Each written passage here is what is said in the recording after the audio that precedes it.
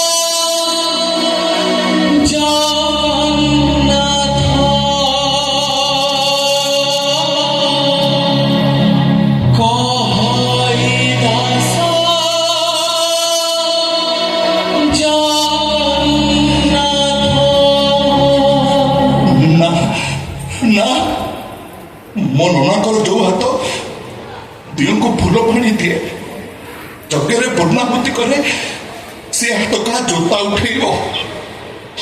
ମୁଁ ଉଠେଇନେବି, ମୁଁ ଉଠେଇ ନେଇ ଥୋଇଦେବି। ଅତୀତ ତମେ ସେ ଅଗଣା ଭିତରକୁ ଯିବ କେମିତି? ତୁଳସୀ, ଆମ ଅଗଣାକୁ ବେଳେ ବେଳେ କୁକୁର ପଶିଯାଏ। ମୋ ବୋଉ ଆମ ଅଗଣାକୁ ଗୋବର ପାଣିରେ ଲିପା ପୋଛା କରି ପଞ୍ଚାମୃତ କରି ମାଜଣା କରେ। ମୁଁ ସେମିତି ଜୋତା ଥୋଇ ଦେଇ ଆସିଲା ପରେ ମା ବିମଳା ସାନ୍ତାଣୀ କ'ଣ ତାଙ୍କ ଘରକୁ ଆଉ ଥରେ ମାଜଣା କରିଦେବେନି?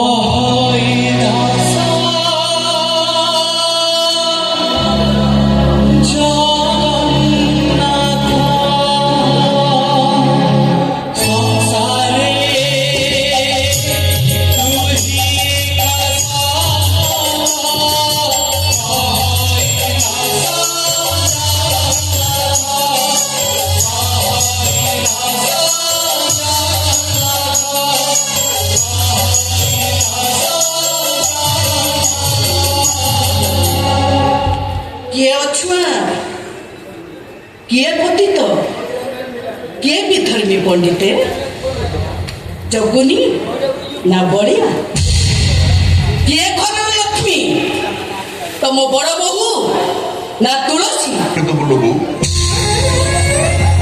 ମୋ ପାପ ପଡି ତୋ ଦେହଙ୍କ ଅଗଣା ପରା ଅପବିତ୍ର ହୋଇଯାଇଛି। ମନେ କରି ମାଜଣା କରିଦେବୁ ହେଲା। ଆସ ତୁଳସୀ,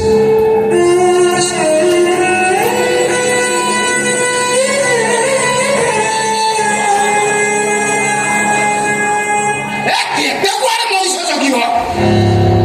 ନିରାତ୍ରି ଭାଇନା, ତମେ କେତେ ପାପ କରିଛ ଯେ ବିପଦ ପରେ ବିପଦ ଘର ଭିତରୁ ଧସି ହେଇ ପଶି ଆସୁଛି। କୁଆଡେ କୁଆଡେ ନିଆଁ ନକଲା, ତମ ପାଟ ଗାଈ ତା ବାଛୁରୀ ପଘାରେ ମରିଗଲେ।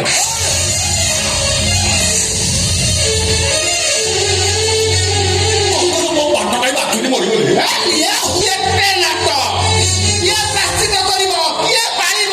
ଗୋ ବାଧା କା ମୁଣ୍ଡ ଉପରେ ଯିବ? ଶୀଘ୍ର ନିଷ୍ପତ୍ତି ଶୁଣା। ଆମ ମୁଣ୍ଡ ଉପରେ ଯିବ, କାହିଁକିନା ଗୁହାଳ ପାଖ ଚାଳିଆ ଘରେ ଆମେ ରହୁଥିଲୁ। ଆମର ତ ଏ ଘରେ କାହା ସାଙ୍ଗରେ ବି କିଛି ସମ୍ପର୍କ ବି ଆମେ କରିବୁ। ସବୁ ଜାଣିଛି ଆମେ କରୁ କରୁ ପ୍ରାଶ୍ଚିତ କରୁ। ନଈ ସମୁଦ୍ର ଦେଇକିରି ଆସି ଧର୍ମ କରିବାକୁ କରୁ କରୁ ଆମର କିଛି ଆପତ୍ତି ନାହିଁ। ମୁଁ ଖାଲି ଗାଁ ଲୋକ ଟିକେ ଶୁଣେଇ ଦଉ। ଏ ଗାଁ ବାଲା ଶୁଣ ଶୁଣ, ଜଗୁନି ପ୍ରାଶ୍ଚିତ କରିବ।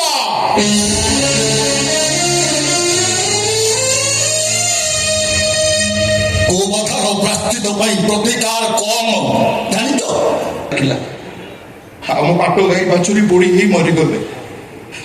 ଗୋବଧର ପ୍ରାଶ୍ଚିତ ଆମେ କରିବୁ। ଅନେକ ନୀତି ନିୟମ ପାଳନ କରିବାକୁ ପଡିବ। କୁଆଡେ?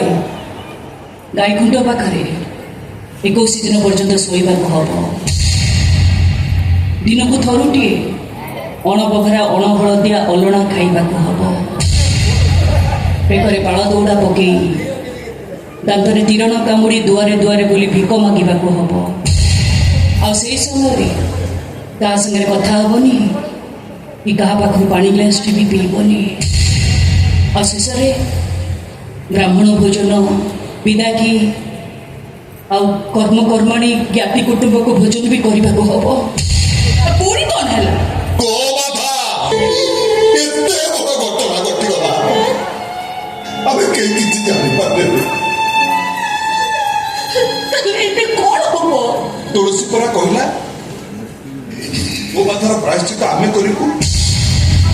ଅନୁଭବ ମୁଁ ବେକରେ ବାଳ ଦୋଡ଼ା ପକେଇ ଦାନ୍ତରେ ତୀରଣ କାମୁଡ଼ି ଦୁଆର ଦୁଆର ବୁଲି ଭିକ ମାଗିବି। ହେଲେ ତମ ପରିବାରରେ ମୁଁ ଜମା ବି ପାପ ଲଗେଇ ଦେବିନି। ସବୁ କଳାକୁ ମୋ ନିଜ ମୁହଁରେ ମୁଁ ବଳି ହେଇଯିବି। ହେଲେ ତମ ପରିବାରକୁ ମୁଁ ଜମା କଳଙ୍କ ଲଗେଇ ଦେବିନି। ତୁ ସରଳ ନିରୀହ ବୋଲି ଏ ଘରର ସବୁ ଦୁଃଖ ସବୁ ପାପ ସବୁ କଳଙ୍କକୁ ନିଜ ମୁଣ୍ଡରେ ମୁଣ୍ଡେଇବୁ। ଆଲୋ ବୋଉ, କଳା ଠାକୁର ପରା ବଡ଼ ଦେଉଳ ଭିତରେ ମୁହଁ କଳା କରି ବସିଛନ୍ତି। ଆଉ ମୁଁ ଏଇଥିପାଇଁ ମୁହଁ କଳା କରିବି, ମୁଁ ଏ ଦୁନିଆର ସବୁଠୁ ବଡ଼ ପଣ୍ଡିତ ନୀଳାଦ୍ରି ନନ୍ଦ ଶର୍ମାଙ୍କ ପୁଅ। ମତେ ପଛେ କଳଙ୍କ ଲାଗୁ, ହେଲେ ମୋ ନନାଙ୍କ ଠିକ କଳଙ୍କ ନ ଲାଗୁ। ମତେ ପଛକେ ସର୍ପ ଖାଉ, ମୋ କୂଳେ କଳଙ୍କ ନ ରହୁ। ସଂସାରେ ତୁଇ ଏକା ସତ, କହଇ ଦାସ ଜଗନ୍ନାଥ।